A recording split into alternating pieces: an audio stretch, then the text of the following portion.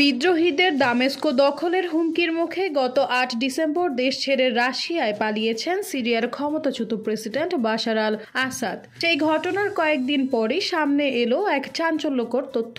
আন্তর্জাতিক বিভিন্ন সংবাদ মাধ্যমের দাবি 2018 থেকে 2019 সালের মধ্যে সিরিয়া থেকে মস্কোয় প্রায় 250 মিলিয়ন মার্কিন ডলারের সমতুল্য অর্থ পাচার করেছে বাশারের সরকার।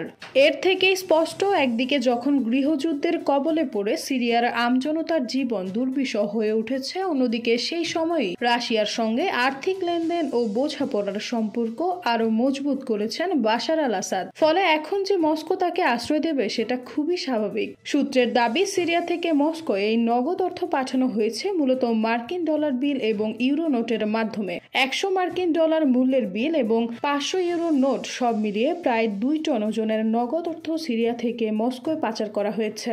মনে করা হচ্ছে পশ্চিমের উন্নত রাষ্ট্রগুলোর সঙ্গে সম্পর্কের অবনতি হওয়ার পরে নিজের ভবিষ্যৎ সুরক্ষিত রাশিয়ার সঙ্গে এভাবে আর্থিক বন্ধন পোক্ত করেছে বাশার।